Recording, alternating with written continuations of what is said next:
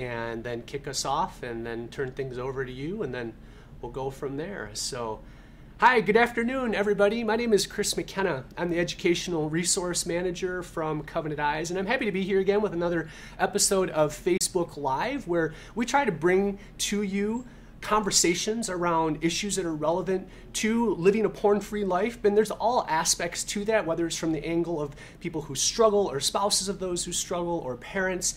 There are all kinds of tangents that kind of revolve around that issue. And we just want to bring all the best and brightest minds together so we can have a conversation about this, ultimately to equip those who are listening, but also maybe watching this later on through social media with just more information to equip us in this battle. And so today is no different. I am joined by Gina Kaye, who has a couple of different roles. She is a treatment and recovery specialist, but she's also the chairperson for the LoneSTAR Coalition Against Pornography. So good afternoon. I guess it's still morning technically for you, right, Gina? It is. I'm in Austin, Texas. Yeah, so coming up on lunchtime here. So really happy to have you with us today. Thanks for having me. Yeah.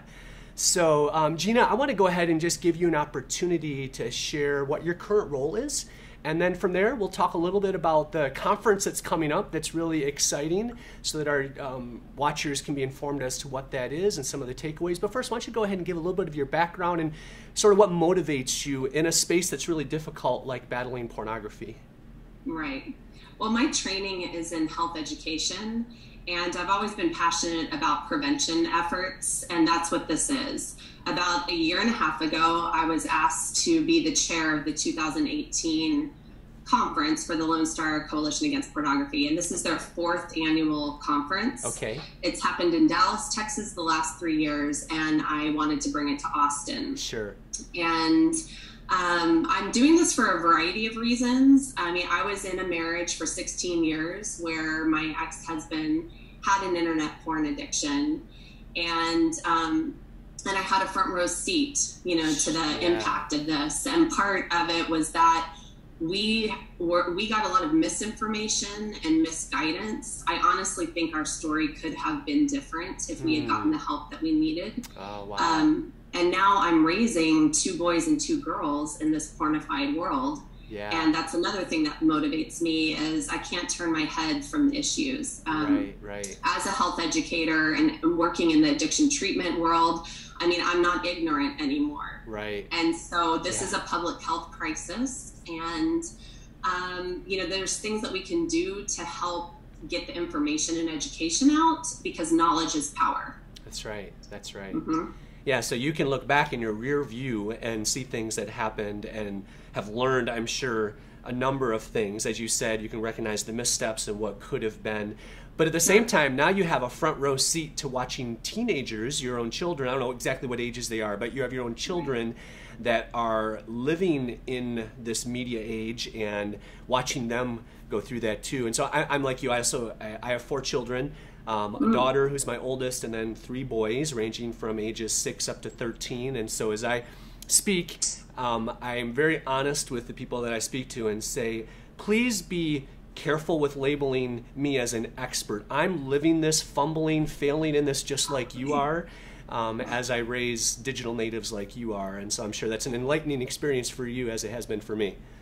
It is. Yes. Well, Gina, why don't you tell our viewers, and by the way, for those who may be watching with us right now, we have a team that is helping to pull this off, and they are available to answer any questions. So if you want to leave a comment, let us know that you're here, that you're watching. Our team can answer those. We're going to be probably putting some links for resources in there too. And so if anything gets mentioned and you can't find a pen to write it down, don't worry. We'll put a link to that right in the comments there in Facebook. So, but Gina, I wanted you to explain what the coalition, the LoneSTAR Coalition Against Pornography is. There are a number of different organizations that have existed for a long time or maybe more recently popping up in order to confront this issue. Tell us what makes the LoneSTAR Coalition unique in this battle.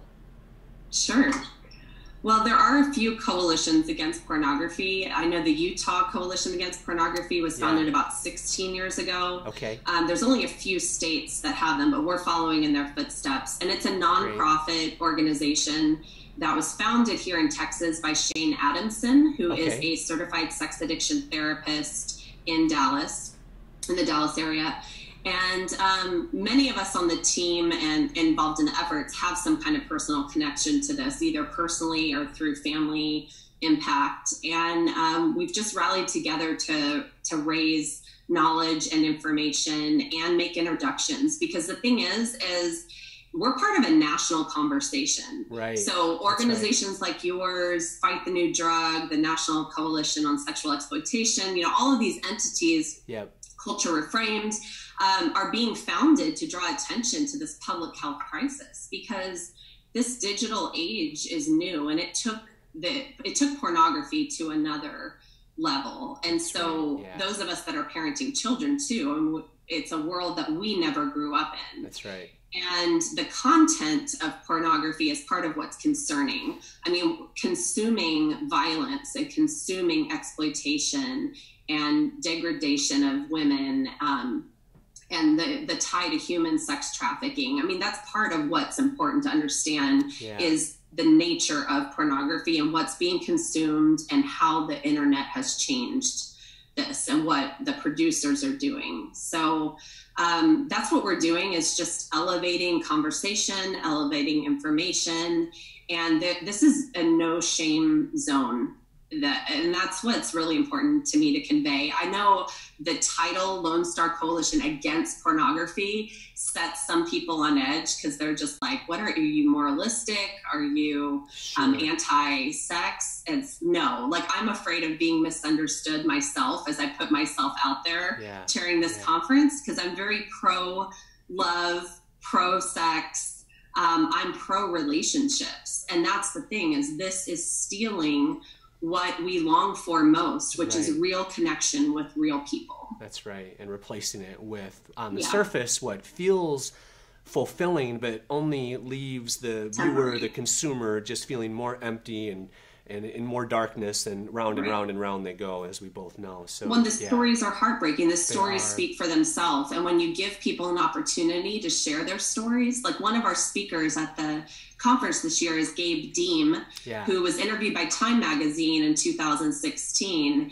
And he's in his 20s still. And he shares openly about how his consumption of pornography led to experiencing erectile dysfunction. And he's founded Reboot Nation, which is now a community, an online community for others that are experiencing these kind of physical effects, and saying, hey, I don't want this negative, harmful effect in my life. I want real relationship. Yeah, Gabe is an ally of ours and was one of the primary contributors to an ebook that we published earlier this year called Recovered. And it profiled, whether it was Noah Church or Gabe or Alexander Rhodes from NoFap. We brought their stories together through the Facebook Live sessions that we did to talk about just the impacts on the body. Because oftentimes people shelve the pornography conversation into a spiritual conversation. And yes, we can talk about that aspect. You know, there are reasons why that is a significant conversation.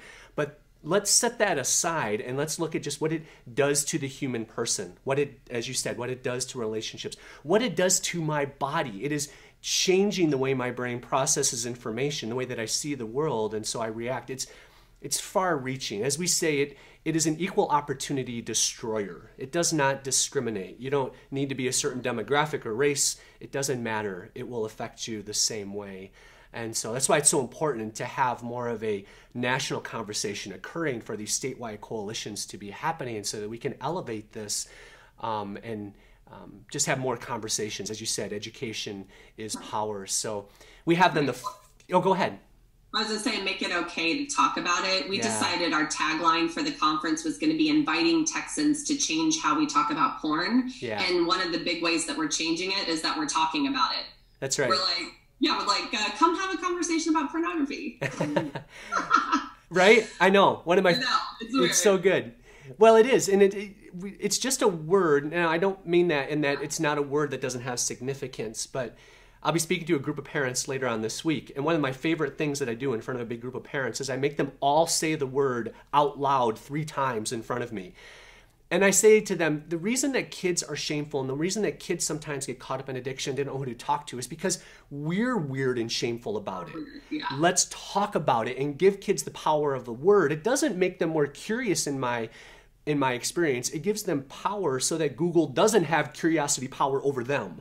So it shifts. And so I love that tagline because it is all about speaking about it and getting it out there. And so 4th year of the conference, you have a number of excellent speakers, real authorities in this space that are coming to speak. Tell us the exact date, where it is, and just some of the specifics of the conference itself, Gina. Right. So it's happening September 14th, which is a Friday. Yep. And registration opens at 8:30 a.m. We're going to power pack the time from 9 a.m. to noon with speakers that are giving more like TED Talks. And Shane and I are going to kick it off with a media presentation. We're going to give a lot of good information and introductions. And then at noon, we're going to break and have take action lunch groups. And we've done 4 breakout sessions so that individuals can go and interact with a topic, whether they're a faith leader or a millennial or a local specialist or a parent. We're going to give opportunities to kind of like break into smaller groups and talk about the impact of this. So there's a campus called the J.J. Pickle Research Campus, which is part of the University of Texas system. It's in North Austin. Okay. We'll be at the Commons Learning Center, and tickets are $25. Our website is LoneStarCo.org. Okay. Wow, it's a very reasonable price. I mean, you get a full day. Looks like a lot of different options for whatever background somebody might have. That's great. So they can register right there on the website. Is there a sort of a cutoff as to when that registration stops, Gina? You know what? The sooner people register, the better for us. Right, but right. You know what? We are leaving that open. People can show up the day of and just come. But our auditorium seats 300 people, and I hope to see it filled. Absolutely. We hope the same, and we hope that the word is spread further by this. So I imagine that you have a team of individuals that are working around you to make this happen. Are these all people who are sort of doing this on the side? They have other professions, other jobs? Or kind of tell me a little bit about the team there on the LoneSTAR Coalition. Yeah, I have so much admiration and respect for this team. And it's amazing to draw together with like-minded people where we just want to do something together. And we're all volunteering our time. Okay. We come at this in different ways, but we have a couple therapists that are full-time therapists. Okay. And they, like one of the therapists on our team, she didn't go out seeking to be a specialist in sex addiction. It was just coming to her practice. She's like, oh my gosh, like this is showing up. I need to go get trained. And then now it's gotten to the point where she has just proactively said, I need to learn about this. Okay. That's one of the reasons we're doing this conference, because we know that this is showing up in medical doctors' offices. This is showing up in legal situations. This is showing up in schools. So we want to give that opportunity for people to learn. We have other individuals on our team that have launched their own education organizations, that are doing this full time and are speaking, writing books on this subject. Right. It's drawn a lot of people. Yeah, no, that's great.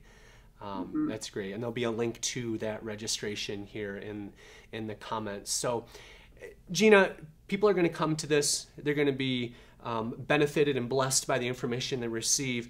I've been to enough conferences, either as a youth pastor or various roles that I've had over the years, and you come home with notebooks of great information and all kinds of philosophies and strategies, and then you show up to work on Monday and the calendar takes over and that notebook of great ideas gets put on a shelf until you think about it 6 months later. Let's not have that happen, and say to the people watching, what would be a primary action that you would hope those who sit through the wonderful day of speakers and breakout sessions that you have, what would you hope that they would do on Monday morning? Ooh, great question. Well, first of all, I would say we've purposely designed this conference so that it's not super overwhelming. We limited it to more of a half day than a full day because we know some of this is, some hard content. Yeah. And there's a lot to take in, but it's not going to overwhelm. It's going to be just enough to for individuals to leave and say, wow, I'm really glad I was there. I did not realize that. And the beauty of this being state focused is that the resources and the people that we're drawing attention to are mainly in Texas. We're making a point to make introductions to specialists in Austin and in the surrounding areas. We still have opportunity too for exhibitors to sign up. That's through the website. Like if someone is in Texas and wants to draw attention to their resources, they can sign up. But I think Monday morning, I wouldn't be surprised if sometime the week after this topic pops up in some conversation. And what I hope individuals do is that they respond in a more educated way, that they're like maybe in a different way. And if somebody is in need, they're going to think through a response and be able to actually be helpful because they're equipped. That's right. And I'm sure that's really important to you as you think through your own experience in coming through a spouse with an addiction is information, the right information in that situation could have really, really helped, right? Right. So good. Well, thank you so much for sharing. I'm sure there's individuals who are watching this who are saying, well, I'm not from Texas, so this doesn't apply to me. No, listen, as Gina said, this is a group of people who are volunteering their time about something that they're passionate about. In our experience here at Covenant Eyes, there are very few relationships that at some level aren't touched by some sort of sexual addiction, specifically pornography in some way, whether it's through the lens of a child who runs into it or a friend or a coworker or a marriage that's breaking down. The tentacles out from this issue are extensive. And so ask yourself, okay, if that's them there, what can I do here in my space? Are there a group of like-minded individuals, parents, people in the community, people in the local church that could come together and say, what can we do? Every big idea, every coalition started with a couple of people having a conversation, probably in a living room somewhere. And that can be any of you who may be watching here today. So, Gina, I'm going to go ahead and close us up here, but I want to give you a chance. Anything in closing that you'd like to say to folks who are with us here today? Well, I hope this invokes some kind of curiosity because like you said, I think people together just asking that question, like, why is this happening? And being willing to think about that and be open to listening. And I just want to promote Fight the New Drug because that has been one of the main national resources that for me is a go-to. And we have that on the LoneSTAR Coalition Against Pornography resource page, as well as a couple other organizations. But talking about this issue in terms of a drug is important. They call it the new drug. And it's really at the core, this is about the emptiness and loneliness sometimes that all of us can face. That's right. And we can all develop unhealthy coping mechanisms at times in our life. And there is something very alluring about pornography for all of us. Yeah. And so I just, my heart goes out to us as humanity, as humans. And, just be curious, get curious, and go follow Fight the New Drug and check out our webpage. And if you can make it to Austin, Texas on September 14th, I would love to meet you in person. Excellent. Well, thank you, Gina. Yeah, I spoke to Clay a couple of weeks ago in Facebook Live, and we are fully supportive of everything that he and Fight the New Drug are doing to get the message out across generations, right? That's so important. For everyone. That's right. Yeah. Well, Gina, thank you so much for being with us. And for those who have joined us here today from Covenant Eyes, we thank you for watching. We want to be a resource both educationally, but also with a software solution. If we can answer any questions for you pertaining to pornography or anything related that you think that we could help with, please leave a comment, reach out to us, and we'd be happy to get back to you as soon as possible. So again, I'm Chris from Covenant Eyes. I look forward to speaking to you again. Have a